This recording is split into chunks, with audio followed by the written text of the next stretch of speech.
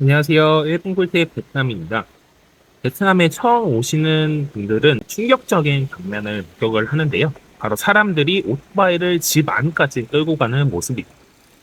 거실에 세워두는 것은 기본이고요. 어떤 집은 식탁 옆, 침대 옆에도 오토바이가 있는 경우가 있습니다.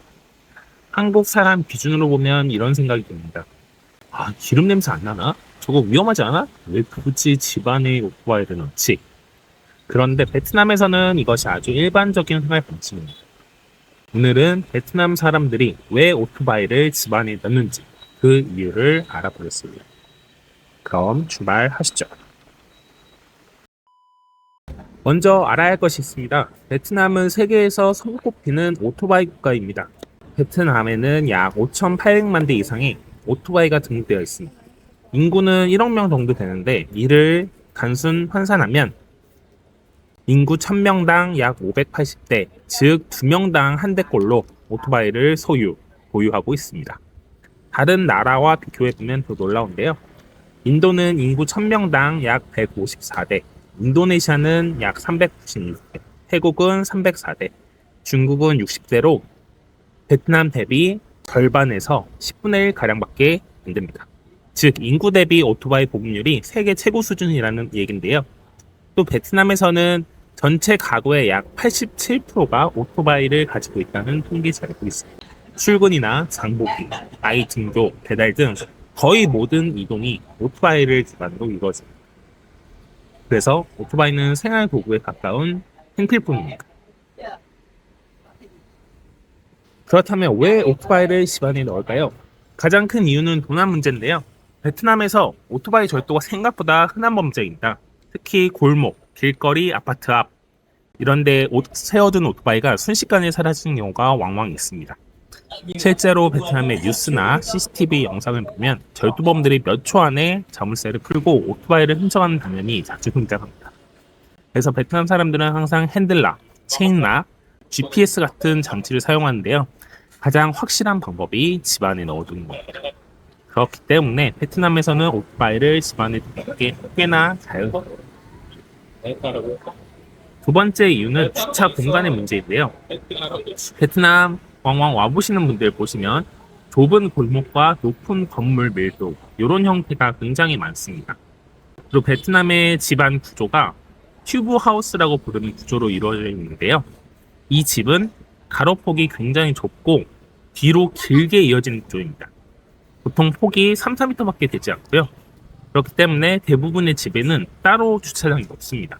그렇기 때문에 자연스럽게 1층 공간, 즉 집 안에 오토바이 주차 공간이 생깁니다. 그렇다면 왜 이런 집 구조가 만들어졌을까요?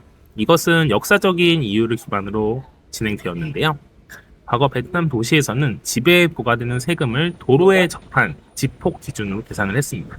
즉, 집의 면적이 도로와 많이 접할수록 더 많은 세금을 부과하게 됩니다. 그래서 사람들은 세금을 줄이기 위해 집의 폭은 좁고 대신 뒤로 길고 높은 건물을 짓기 시작했습니다. 이러한 전통이 현재까지 이어져서 폭이 좁은 집들이 길게 이어져 있는 모습을 볼 수 있습니다.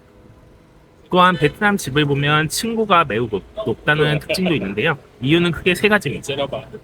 1층은 생활 공간보다는 거실이나 창고의 역할을 많이 하기 때문입니다. 두 번째는 상업 공간으로서의 활용도이기 때문입니다. 베트남의 많은 집들이 1층에서 카페, 식당, 미용실, 작은 가게 같은 장사를 합니다. 그래서 손님의 공간, 그리고 오토바이를 주차할 수 있는 곳, 간판 등을 놓아야 하기 때문에 층고를 높게 만들 수밖에 없습니다. 마지막은 더위가 있는데요. 베트남은 사계절 내내 더운 날씨를 기록을 하고 있습니다. 천장이 높을수록 열이 위로 올라가기 때문에 실내가 조금 더 시원해지는 효과가 있습니다. 그래서 베트남의 집의 1층은 거실이라기보다는 주차장, 상가, 생활 공간이 함께 어우러진 형태입니다.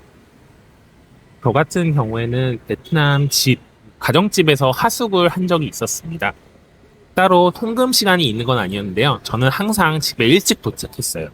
왜냐면 베트남 가정집에서는 오토바이를 1층에 주로 두기 때문에 제가 만약에 늦게 들어가면 오토바이가 빽빽하게 세워져 있어서 집에 들어가기가 너무 힘들었습니다. 그 안에 오토바이가 4, 5대나 있다 보니까 너무 늦게 들어가면 주차가 다 되어 있어서 집 안으로 들어가기가 너무 힘들었습니다.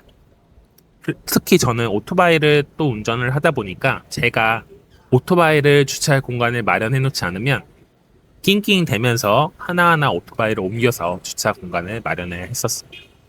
그래서 오늘은 베트남 사람들이 왜 오토바이를 집 안에 넣는지에 대해서 알아봤는데요. 나라마다 이동수단에 대한 사용법은 다 다르지만 주차 공간에 대한 고민은 똑같은 것 같습니다. 일본 꿀팁 베트남이었습니다. 감사합니다.